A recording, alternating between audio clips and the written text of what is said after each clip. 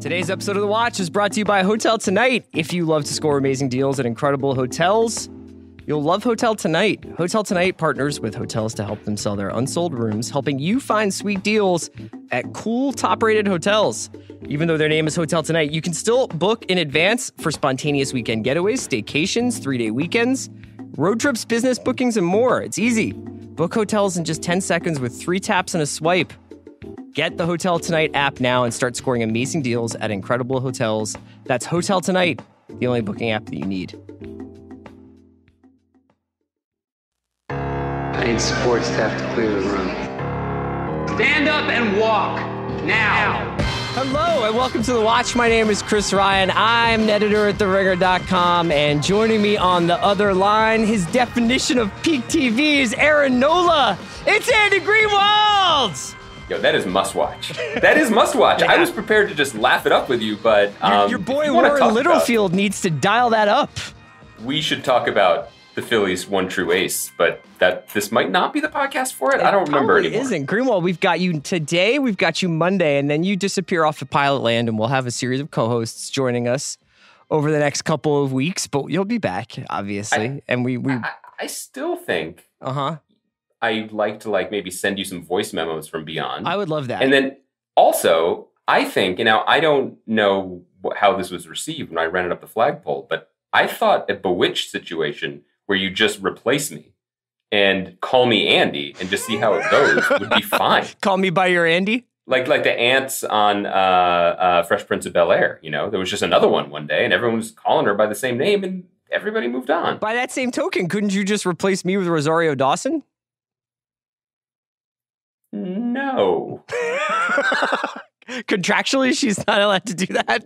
That's not been discussed ever. Okay. Today we're going to talk a little bit about this stuff happening with the James Bond franchise, which I kind of find fascinating because I find that every 3 months you and I have the exact same conversation, but it's just about a different movie.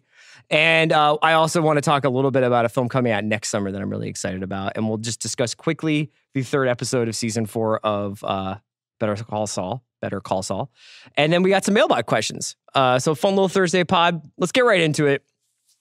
Andy, and do you want to just get any opening notes you want to? Oh, I've been asking Andy this, and I don't find this very funny, but it's not like I find it very funny, but okay. Their crimes are not funny. But I just want to say, Andy, do you think you're a Manafort or a Cohen? Look, I'm so flattered that you're even asking this question in a public or private forum, because there's some things that I think are just obvious. Like when I got to Albuquerque, someone else on the team here was like, there's a great rock climbing gym. You want to go this weekend? And I was like, mostly just flattered. Like, you think I would climb rocks? Like, that's not the vibe I usually give off. So right. I'm pretty, obviously, even religious implications aside, obviously I am pure Cohen. You seem just like the kind of guy who has a taxi medallion. Listen, it's not just that. I just feel that were I squeezed in an uncomfortable legal way. You're a flipping motherfucker, aren't you? Yo, have you, just for real, do you know when you take, a beautiful fresh trout out of the river and you put it down on, some sort of wooden, I don't know whether it's some sort of dock or maybe your boat. What does the trout do? It jumps, isn't it jump up in the air? Or is that salmon? It flips around a lot, my man. And I'm just saying, that's my go-to move. That would be they wouldn't even have the cuffs on me and I would start saying your name. Yeah, the Attorney General for the Southern District of New York would come into a room with you and he would be in the process of opening his mouth to offer you a glass of water. You'd be like, what do you want to know? What can I tell you? I hear the opening bum from Law and Order, and I just start shouting out wild shit, just secrets people told me. You should not trust me. Now, you, on the other hand, what are you? I'm a Cohen. Right. Yeah. Yeah, I'm a city guy. You know how to be flexible in certain situations. And when I say a city guy, I don't mean Kiev.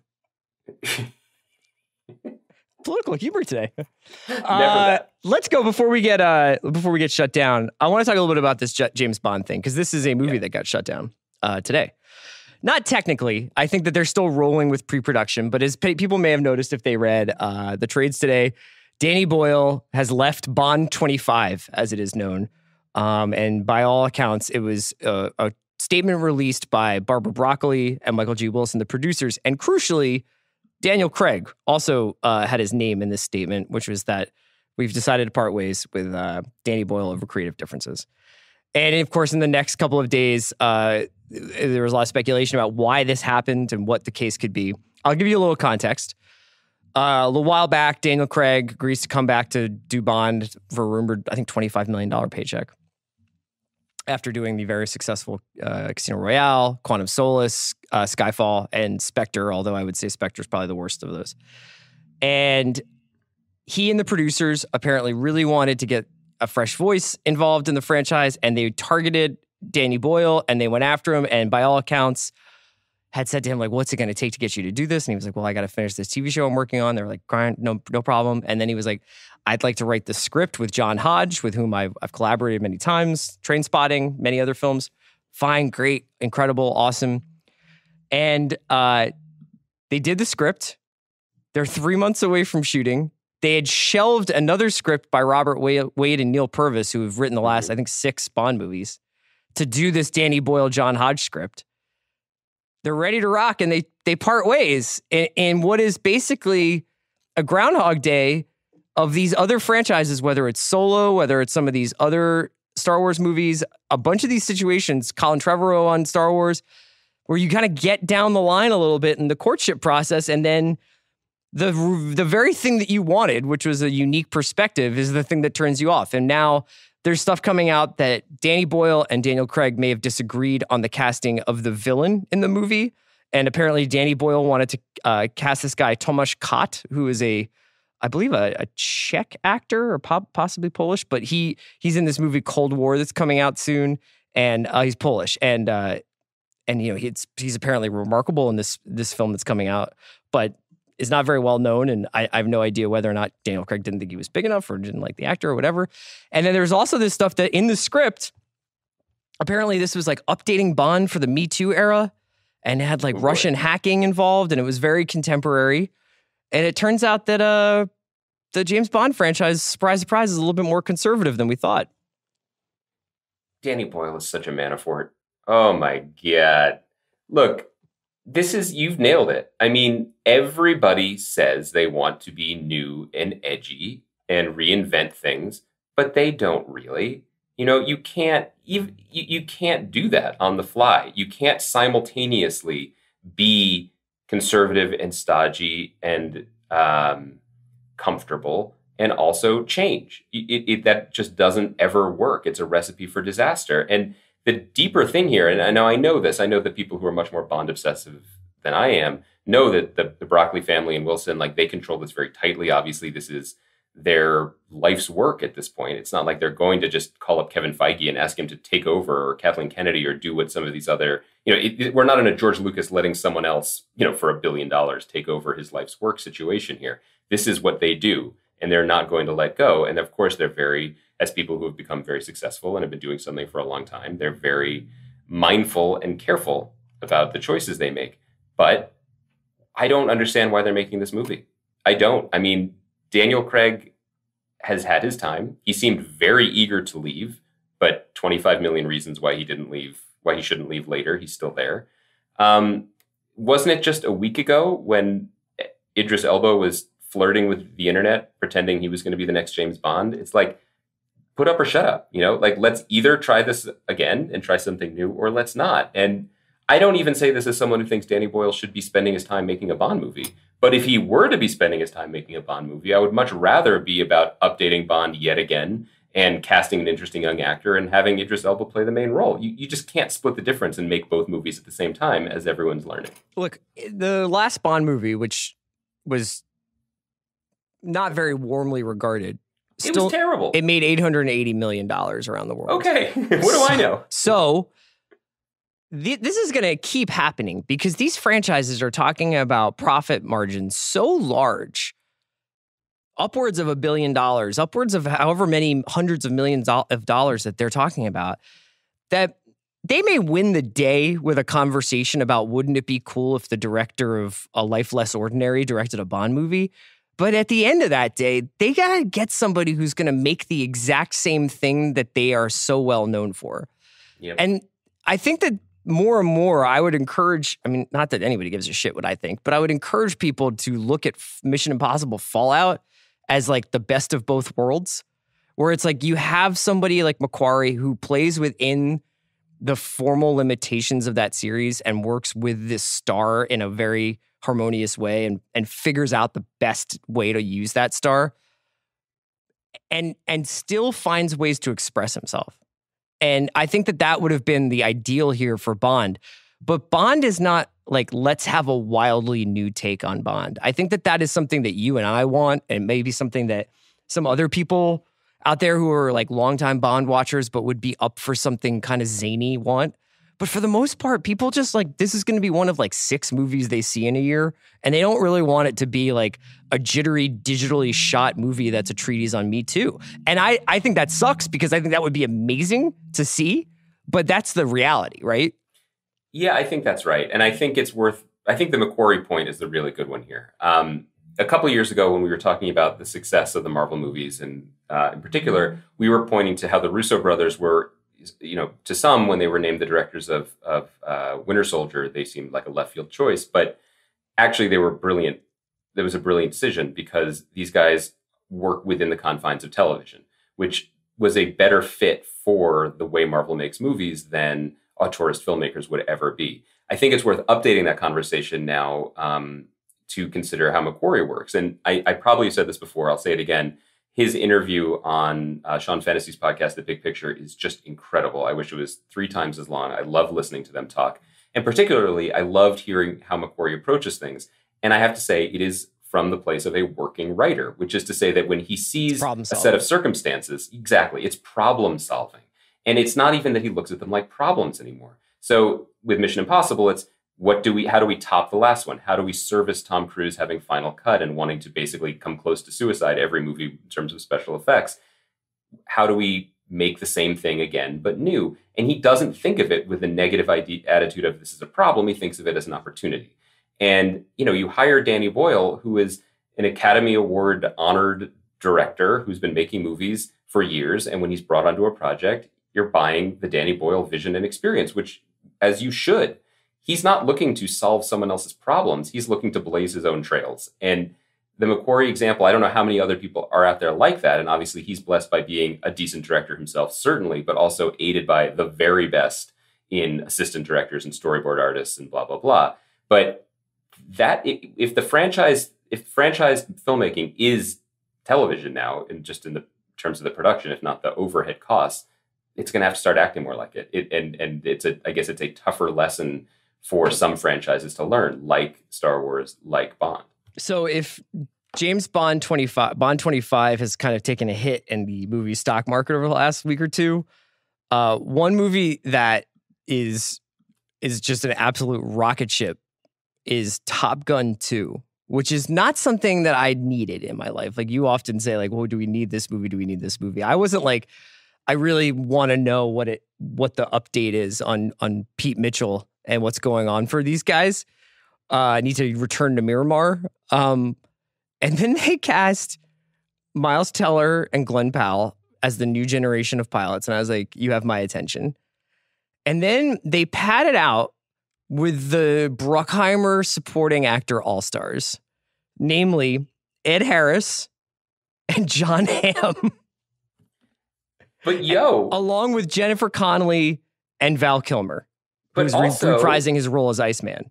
Let's also give a shout out to the god Lawrence from Insecure, Jay Ellis, who's going to be in the trainee class, and Bashir Salhudden, who I think is just fantastic on Glow.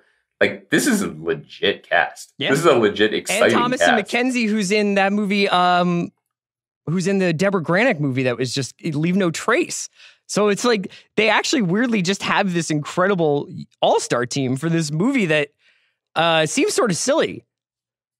It seems silly, but, here's the thing. Again, the whiplash we've all felt culturally about Tom Cruise is worth noting. Like, considering, post-couch jumping, where he was and the way people were talking about him, and then this sort of new version that has emerged. And by the way, I think there's only ever been one version, but the version that's been promoted by the success of the Mission Impossible movies, and even as referenced in the Macquarie interview that I was just talking about is, look, this guy just wants to please us. He just wants to entertain us. And he does have a sense of how to do that, clearly better than most filmmakers.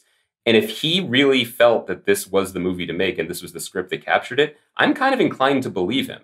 Because while he does need franchises that make sense for him, he has Mission Impossible. You know, he has other options. And he must think this is a good one. And I'm kind of suddenly more optimistic about it. It seems like they're putting it together in a sense. I can't believe I'm saying this is a $200 million sequel to a 30-year-old movie, but it seems about sort of sensible. Navy fighter pilots. Yeah, for sure. Is that because it also seems to have a sense of fun and seems to understand, like, this isn't the same. This isn't, here's what I'm going to say about it. It doesn't seem like necessarily a sequel to the actual movie Top Gun. It seems like a sequel to Quentin Tarantino's monologue about Top Gun. Yeah, I know. From, what was that, Destiny Turns on the Radio or whatever movie he was in the 90s. Like, it's a sequel to the way we talk about Top Gun, which, sure, let's do it. Why not? I also just want to point out that I do not feel like Tom Cruise has actually been challenged in a movie other than Vanessa Kirby in Fallout briefly for like 2 scenes. He has not been consistently challenged in a movie by another actor since Edge of Tomorrow. So I'm excited to see him sharing the screen with 2 guys who are obviously trying to become movie stars. Miles Teller arguably is one, but has had like some ups and downs, and Glenn Powell, who is clearly on like a pretty skyrocketing trajectory. And then all these other folks who were in the movie too as well. And also like John Hamm and Ed Harris are not going to take plays off probably. So I'm really curious to see Tom Cruise in like some scenes, and doing some, even if it's about fighter pilots, I want to see him up against a Hamm or a Harris. Look, I mean, because look, if it's about fighter pilots and like Glengarry Glen Ross is about real estate, like everything's about something. I completely agree with you. Like let's see him get pushed around and challenged a little bit. I think it was noteworthy to say, and obviously we're putting a lot into just some like casting announcements and a teaser poster. Welcome to late August.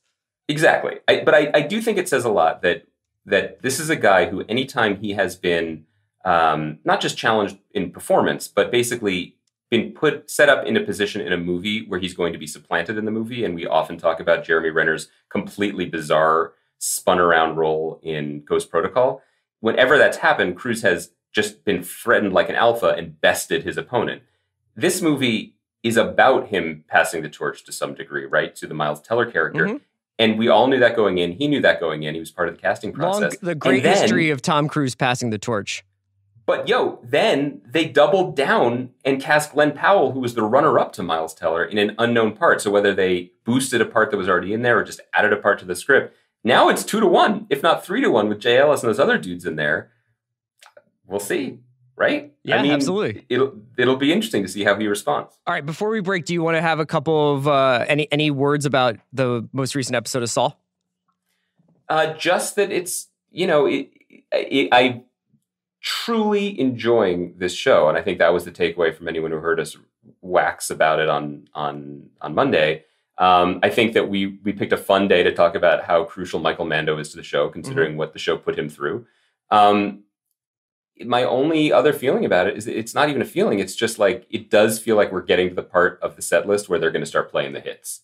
Yeah, this is not hard for them to do the drug stuff. When the guy tells Gus, you need to find a local supplier, I was like, wait a second. Like, we would have had a little bit more of a heads up, right? And obviously it wound up being another character from Breaking Bad. I don't really want to spoil it, but I thought that the opening sequence of this episode was the calling card for this show. Like, if somebody was like, why should I watch Better Call Saul? I would say, like, check out these guys making a forensic, setting up a crime scene and basically making Nacho take 2 bullets to sell the falsehood. Yeah. And sprinkling the car glass and lighting up that car with bullets and everything. I just thought that was like so precise, even down to the granular shots of the pavement of the highway. I just thought, man, these guys just know this world down to like the microscopic level. When I came around on Ozark, which is immortalized in I don't know if it's famous, but it's certainly well liked by us clip that's floating around on the YouTube.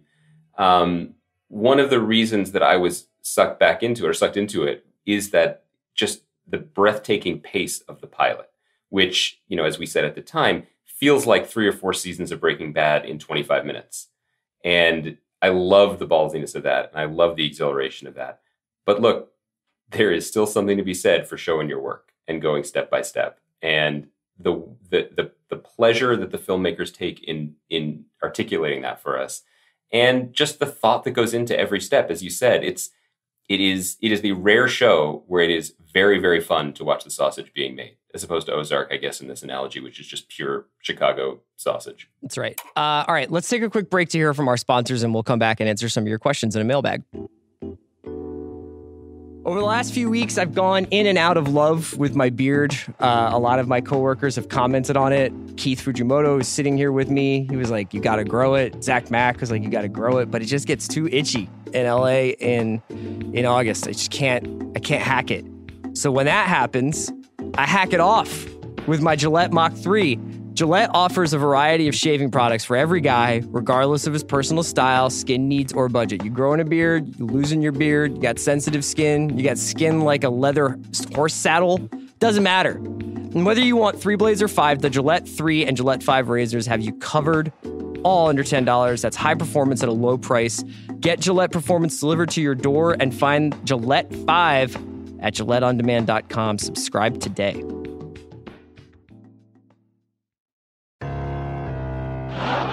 You've got mail. Okay, Andy, our listeners sent us some questions. That's so nice of them. I really appreciate whenever we do these, because it's actually like sometimes Andy and I run out of ways to say the same thing, and you guys ask us great questions. Don't admit it. Well, no, I mean, I don't mean like I just, we're just like hitting some topics, and then these guys are like talking about Wu-Tang Clan, and I'm like, thanks for asking. Yeah, we can talk about that. TMB John, this is on Twitter. And this ties into our just discussion of the last show. We just talked about bringing Better Call Saul. Following your rediscovery of Better Call Saul, what other concepts for spinoffs of the Mount Rushmore of peak TV would you like to see? Oh, yes. Well, I feel like we've answered this in various permutations, and I haven't really changed my thoughts. Maybe we could update a little bit because Coach and Tammy living in Philly is still probably the one that we hold the brightest candle for, right? The Coach and Tammy living in Philly post Friday Night Lights is a huge one because we're sort of picturing the most blissful family scenes between them mixed with the ATV run in Creed. And I feel like that's just hits all of our pleasure zones. I still really like the idea of a Mad Men sequel set in the downtown 81 Warhol Basquiat punk rock era of New York. Uh-huh. But I have to say The Deuce, which is returning soon, set in 1977 in season 2, is scratching a lot of that itch for me. I'm really enjoying watching it. I have a kind of one that I never would have thought of. Just it ties right into what TMB John is asking here about Saul. Yeah. I would not have said this a year ago. Okay. And maybe I wouldn't have said this 3 weeks ago before I really turned on the jets for Saul. I kind of want to know where Jesse went. You do? Yeah. Wow. I was just thinking about if these guys can take Saul and do this with it, what if we did a road show with Jesse? Where's he driving to? What happened to him? Where's he going? That's interesting to me. I guess he has a similar trajectory to Saul too, because he also is kind of always going to be looking over his shoulder for the rest of his life. Yeah, I guess for me, he's kind of the least interesting character at the end of it and the one most deserving of a punctuation mark because he was so tormented and kind of had the full attempt at redemption arc so many times. And then I was remembering what actually happened to him in the last season and how hard he fought to get out from Walt's thumb. And in fact, pulling a full Michael Cohen to Hank. Yeah. And, and just getting punished again and again for it. That the degree to which he was punished, including, remember what Todd did to his girlfriend? It was brutal at the end when he was caged and cooking. And so the last look on his face is better, I think, than anything else that could have come after it. But what about, I'm also trying to think, have we updated Mount Rushmore, because obviously, like, you look at The Sopranos, which is right up there, and The Sopranos, David Chase himself is making the prequel. He's making a film about Tony Soprano's father in the old days. We've talked about Breaking Bad. We've talked about Mad Men. We've talked about Friday Night Lights. Like, what else is out there in terms of shows that we consider to be that great from the last few years? I'm kind of blanking. Like, the Rushmore is kind of set, and I don't know how much more I want of those specific shows. Well, also we're in an era now where nothing ever really dies, right? So Right. I obviously had a tremendous amount of affection for True Detective season 1, which seemed like a one-off, and then they came back with that, and they're going to come back with that again. They're doing a second season of Big Little Lies. Like a lot of the things that we think, oh, what's that? Deadwood is coming back now. Yeah, finally. absolutely. So it's like, I think that's sort of changed the calculus here, because you're now in an era where if the money is right and the interest is there, Veronica Mars coming back again. You know, I love Veronica Mars. I'm never going to say no to that show, but I don't know if we really need spin-offs for shows when there's a constant mining of that content. Yeah, it's a good point. Although I would be curious if for listeners, if there's shows that we've talked about or that you've been passionate about that you feel there's just a story that's still to be told. Just be careful because someone might snap it up and make the show. Timmy Lynchicum wants to know what current show is the TJ McConnell of television. Now, for non-Sixers fans, non-Philadelphia 76ers fans, TJ McConnell is basically a cult hero who is the guy who probably didn't have like a real shot until he did. He's like a short white point guard who is 110% effort all the time. And then it went from beyond this like cool Rudy story to him just being actually really good. This is a really complicated question, not because I'm looking for the short white point guard of television, but I'm looking for the show that, you know, you maybe had like a bit of affection for because you liked an actor on it, or you liked maybe the concept was cool, but like you're like, I'm not really going to watch this.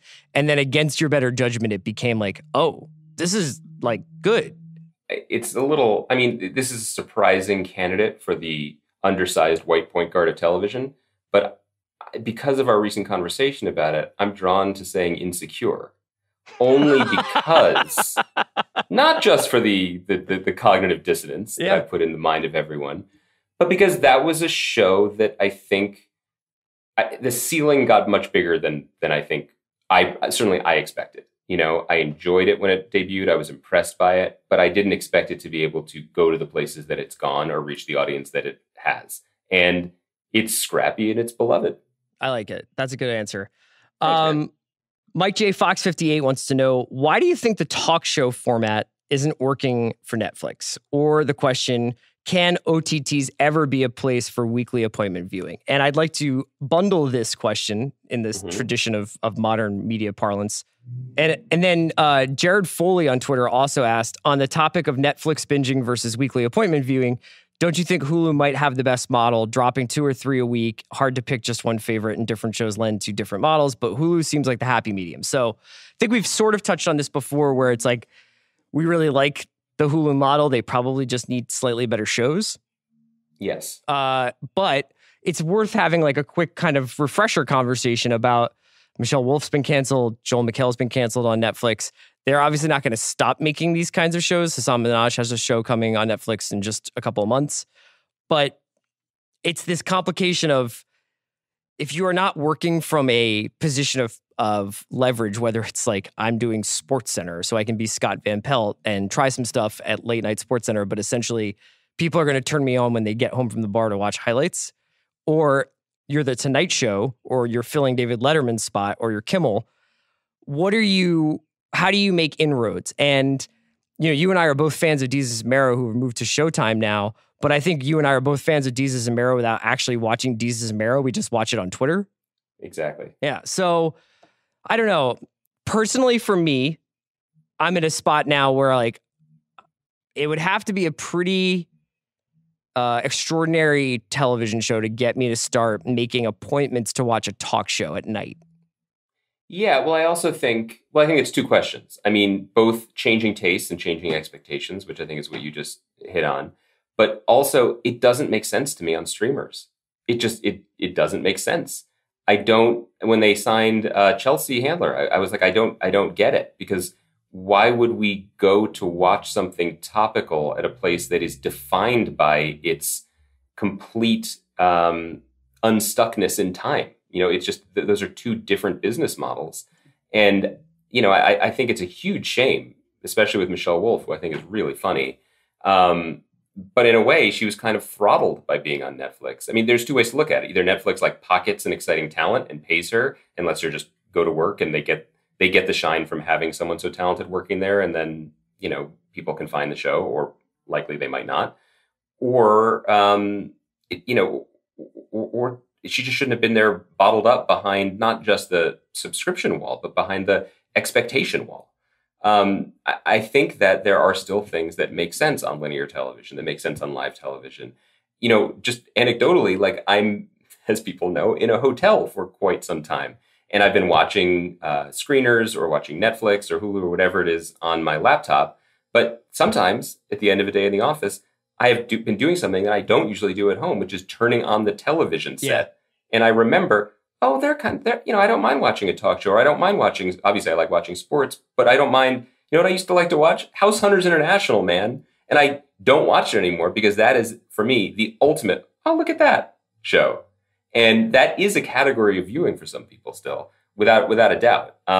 So there's the one thing I'd throw out there is that I don't know that the last 2 years, and for all we know, Manafort and Cohen jokes aside, I don't know how much I don't know how much longer this is going to be our reality. It could be our permanent reality in some ways.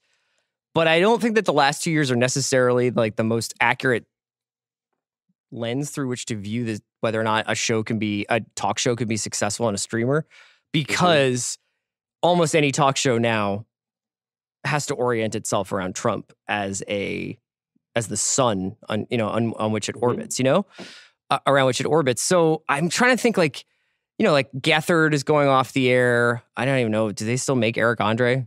Do they still make Eric Andre? No. I think they probably would if you wanted to, but I don't think they're new. It's kind of like whatever, right? But even in that case, I mean, that show is so out there that only so many people are going to be able to take it in. Michelle Wolf, all these shows are going to have to be they're competing with so many other people who are also talking about Trump. And then most people, I think, throughout their day are at least ambiently, if not ambiently aware about, if not obsessed with what's going on in the news all day. So it's not like when you used to go to work, come home, watch some TV for a couple hours, and then catch the monologue of Leno or Letterman, and it would be these sort of curious observations about everyday life with some Clinton stuff sprinkled in or some Bush stuff sprinkled in. This is what people are pretty much ingesting all day long, and I think it screws up the amount of interest people have in a talk show at night. But it also has elevated John Oliver. It has elevated Trevor Noah. It's elevated Colbert, certainly. Sure. I think it's worth noting that two talk shows that have recently been ordered, one is closer to actually happening, one I think they're just sort of going to test out, is Busy Phillips is having a talk show, and Niecy Nash.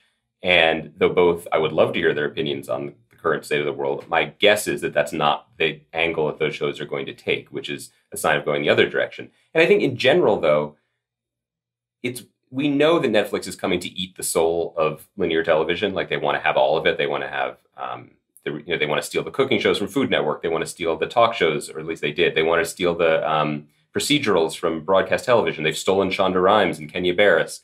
We know that. But linear live TV still has the ability to tune in just the way we're still used to it. Maybe we're one of the last generations to be used to this, but to see on a human level our friends on TV. Now, I'm not saying they really are our friends, but there's that human connection that I think is harder to feel when you're watching something that has been available for 12 hours and will continue to be available for the next 9,000 hours. So I was thinking about that. When I think about that, I was thinking also of this piece that Vulture ran this week, where they're sort of interviewing television executives anonymously about their thoughts of the upcoming Emmy Awards. And one of the categories they asked about is the talk show variety, and it's usually the dudes plus Samantha Bee nominated.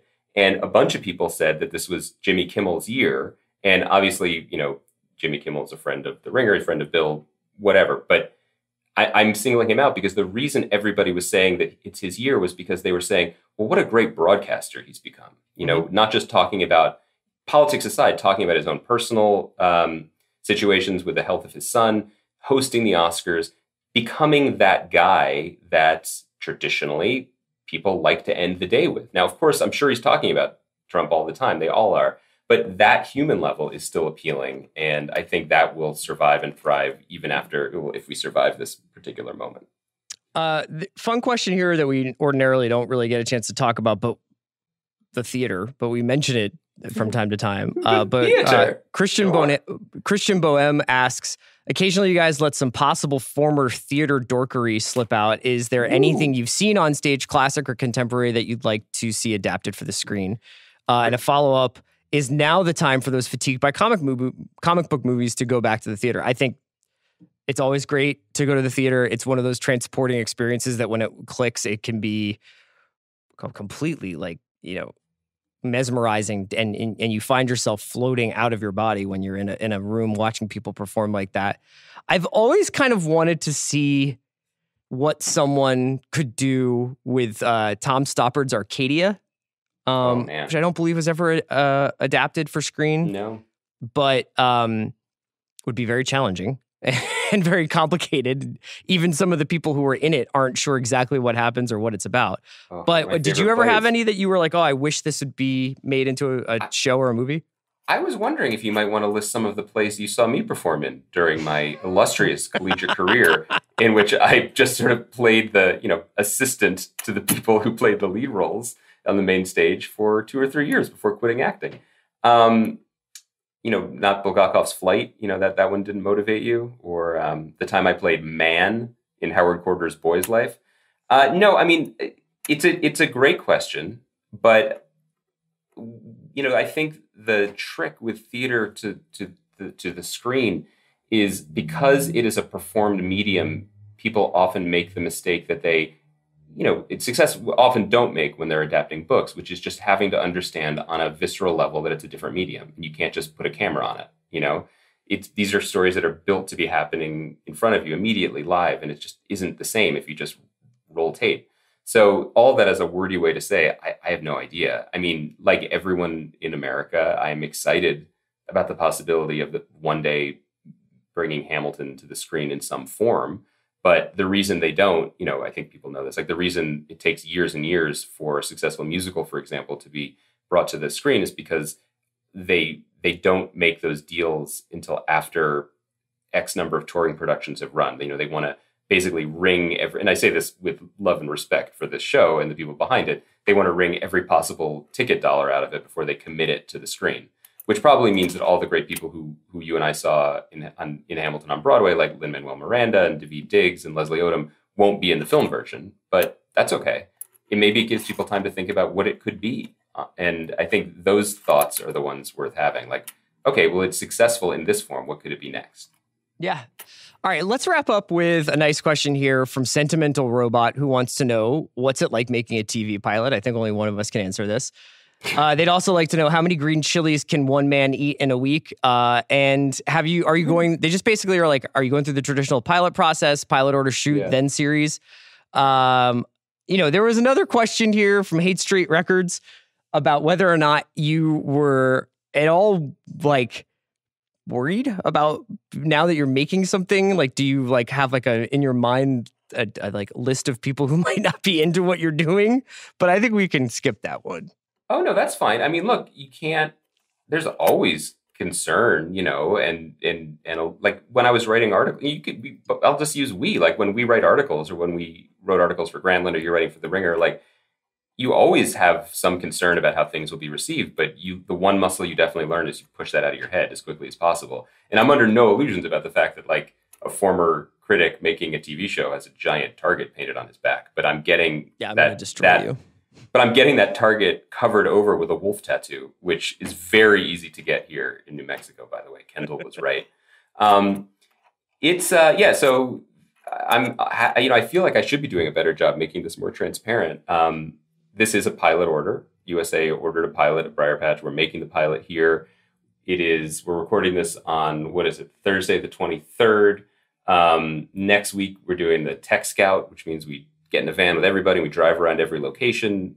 And the next day, the cast is coming in, and we're having a table read for the first time, which is going to be really exciting to hear everyone say the words. And then after Labor Day, rehearsals, hair and makeup tests.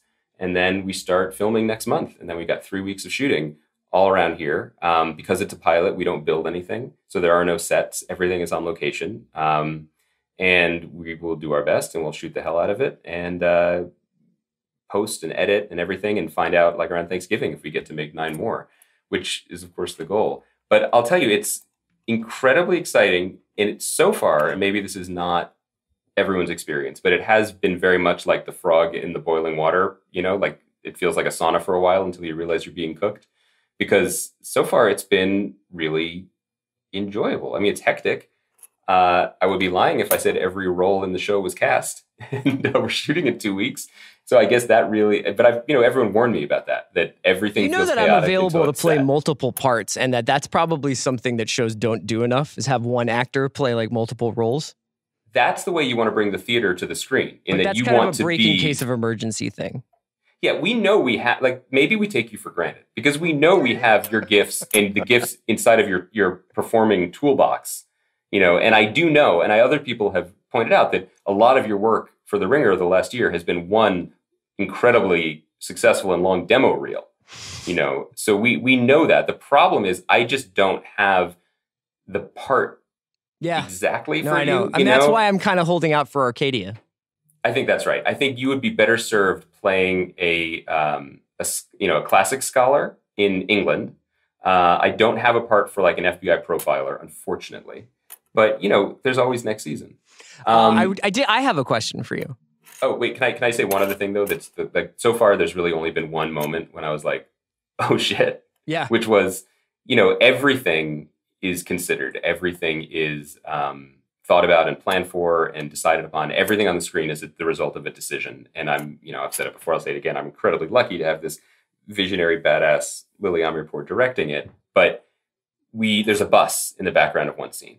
It's just a bus. No one's getting in. None of our characters are getting in the bus. No one's driving the bus. This isn't Speed 3, although that would have been a better idea probably for a show. God damn it, Greenwald. Don't give away free ideas. So we saw a picture of some buses and we said, well, this bus looks like the kind of bus that would be here. And the next day, someone came in my office and said, they brought the bus. And I said, excuse me? And I went out to the parking lot and they had a bus on a flatbed truck. And they were like, here's the bus. What do you think of it? They just brought me a bus, dude. Dude, here's the thing. Can I just give you one suggestion? Yeah. You're a really nice guy. Yeah. But every once in a while, you got to throw a personality curveball. So if they bring you a bus on a flatbed truck, and they're like, what do you think of the bus? You didn't have to do it this show, but maybe one of these shows, you're just like, get this bus out of here! This isn't it! Are you kidding me? I would be lying if I didn't tell you it occurred to me. I do think it's important to keep people on their toes in the workplace. Would you bring Kurt Sutter this bus? Maybe we should do you and I weren't the biggest fans of BlacKkKlansman, but maybe we should do a thing where we both play Andy Greenwald, except I play this sort of accommodating Michael Cohen flipping guy, and you could just come in and just straight Manafort it and just scream at people over the phone after the day. And everyone's like, boy, Andy's really changed in the 2 hours since we saw him in the office. Yeah, you should be like, hey, what do you think about this jacket for Allegra? Would you like this? And be like, yeah, I'd like that. If hell was freezing over! Is that like a Macho Man Savage voice? I didn't know basically the only voice work I know how to do. No, I didn't know you had that in your toolbox. This is yet another audition. You're killing it today. Thanks, man. This is great stuff. All right, dude. Let's wrap it up here. I think we'll probably catch up. I don't know, maybe on Lodge 49, maybe Castle Rock. You have an assignment for the weekend you want to dole out to people? I have a lot of assignments for this weekend, but unfortunately I can't share them. They're all bus related. They're all deep bus related as I frantically rewrite the script to include bus stunts. Okay. We'll be back on Monday to talk. And then I think Thursday. Yeah. And then going forward, I think Andy will be making appearances only in a spectral fashion and maybe call into emergency appearances to talk about Better Call Saul developments and Top Gun 2 casting announcements. Speed 3. Okay. Greenwald, have a lovely weekend. Don't eat too many chilies. Great job, Bransky.